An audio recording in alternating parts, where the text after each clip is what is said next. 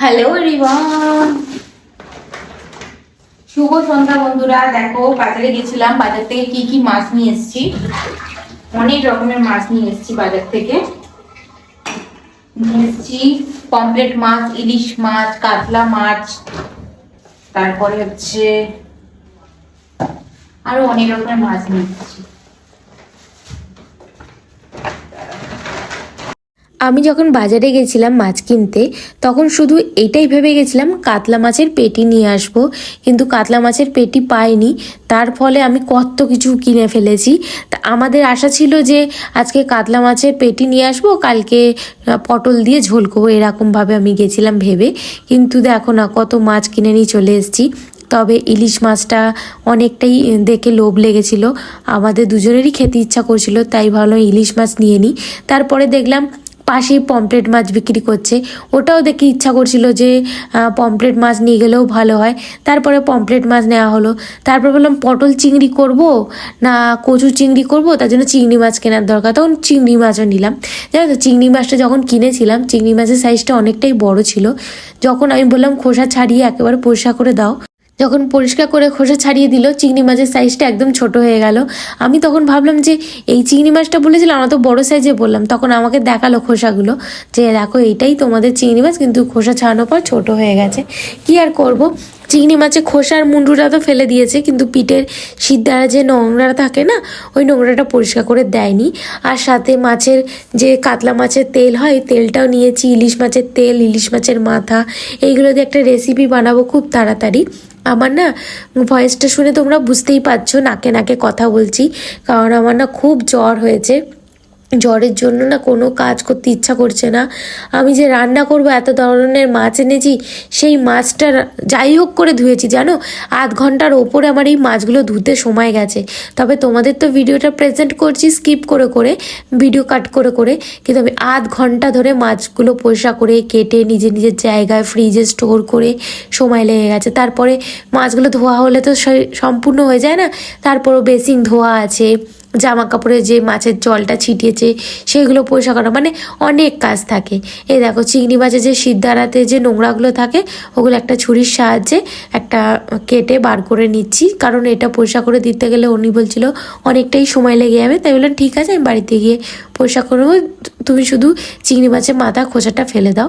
তাই bag tag ধুয়ে আমি এবার রেডি করে তোমাদের দেখাচ্ছি কি কি মাছ এনেছি আজকে, সামনে থেকে দেখাই। এটার মধ্যে ইলিশ মাছ আছে, এটার মধ্যে পমফ্রেট মাছ আছে, এর মধ্যে আছে কাতলা মাছ, এর মধ্যে আছে ইলিশ মাছ, কাতলা মাছের তেল আর ইলিশ মাছের মাথা, আর এর নিচে আছে ওই যে কি বলে ওটাকে, না এই যে চিংড়ি মাছ। ব্যাস, এই মাছ বাজার হয়ে এসছে, এই মাছ বাজার করেছি। এবার সব কটাকে ফ্রিজে ঢুকিয়ে দিই। দেখো, তোমাদের সাথে তো শেয়ার করলাম মাছ কি কি এনেছি। এরপরে আমরা ফলও অনেক কিছু কিনে নিয়ে এসেছি। ফলের মধ্যে দেখো শসা, লেবু ছিল ঘরে, তা আমাকে সুমিত বলে চলো ফলও কিনে নিয়ে যাই, অনলাইনে আনি সেটা তোমার পোষায় না, যখন বাজারে এসেছি তাহলে তোমার যেই যেই ফলগুলো খেতে ভালো লাগে সেগুলো নিয়ে নাও।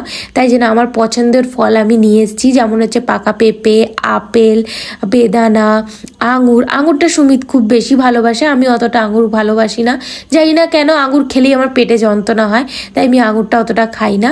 তা দেখো ফুড বাস্কেটটা এতটাই ভরে গেছে, রাখা যাচ্ছে না, ভাবছি কি করব এবার।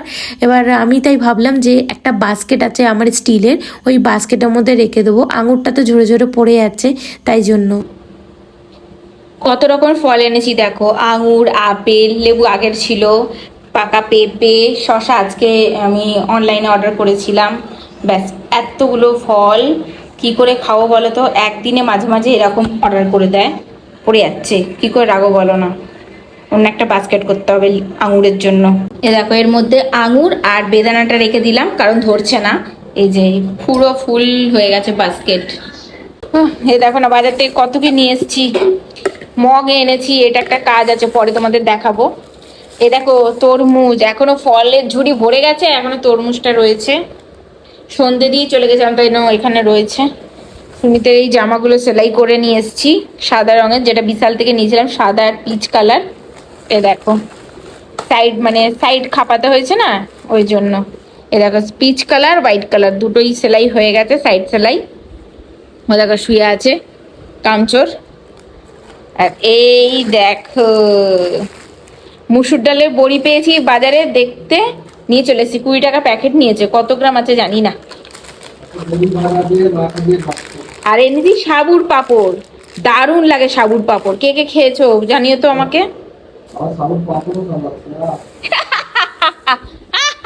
শুয়ে শুয়ে অর্ডার দিচ্ছে। এরকম এই গ্লুকনডি নিয়ে এসেছি, আর এর মধ্যে আছে ওষুধ, অনেক রকমের ওষুধ, দেখাতে পারবো না। চল একটু গ্লুকনডি গুলে নিয়ে এক মগ জগ নিয়ে বসি। সকাল থেকেই পার্সেলটা ঘরে এসে পড়ে রয়েছে, আমি ওপেন করেও দেখিনি। যেমনটা বললাম আমার খুবই শরীর খারাপ, ওষুধটা দেখালাম জ্বরেরই ওষুধ আছে, আর ডাক্তার দেখায়নি, এমনি মেডিকেল থেকে বলে ওষুধ নিয়ে এসেছিলাম, তা ওইগুলোই আছে। তা খেয়ে আমি শুয়ে পড়বো, আর ভিডিওটা লম্বা করব না। আর কি অর্ডারটা এসে পড়ে রয়েছে সেটাও দেখিনি, তাই ভাবলাম না এখন দেখে নিই, তোমাদেরকেও দেখায় আমিও দেখি।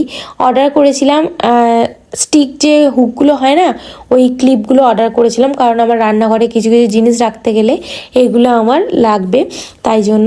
চলো আজকের ভিডিওটা কেমন লাগলো কমেন্টে জানিও, ভালো লাগলে লাইক করো, সাবস্ক্রাইব করে পাশে থেকো। দেখা করছি আর একটা নতুন ভিডিওর সাথে। আজকের মতন টাটা, ভালো থেকো, সুস্থ থেকো, আর প্রে করো যাতে আমি তাড়াতাড়ি সুস্থ হয়ে যাই।